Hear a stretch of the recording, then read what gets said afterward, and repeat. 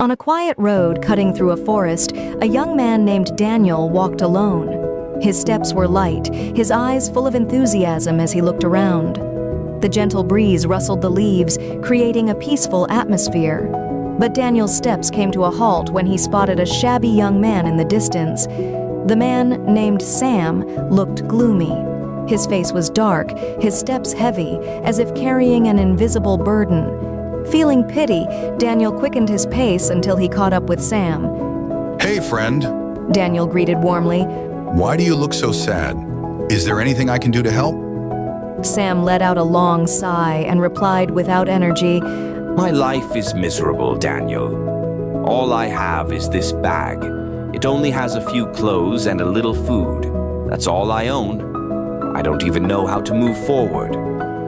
Daniel paused for a moment, taking in Sam's story. He glanced at the worn-out bag Sam was clutching tightly. An idea popped into Daniel's head. A strange one, but somehow intriguing. "Sam," Daniel said. "can I take a quick look at your bag?" Sam, unsuspecting, handed over the bag. But as soon as it changed hands, Daniel suddenly sprinted away like the wind, taking the bag with him. Sam froze, unable to believe what had just happened. He shouted as he chased after Daniel, Hey, Daniel, that's my bag. Give it back. But alas, Daniel was already too far ahead.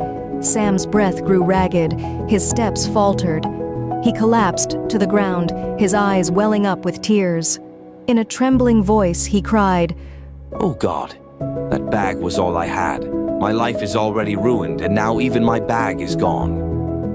What Sam didn't know was that Daniel never actually intended to steal.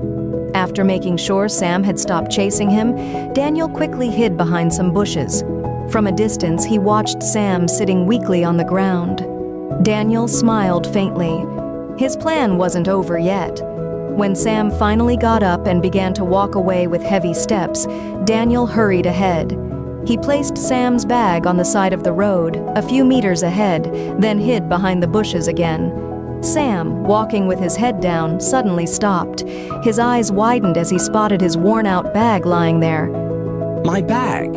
Sam exclaimed. He ran toward it with renewed energy. With trembling hands, he opened the bag and checked its contents. Everything was still there.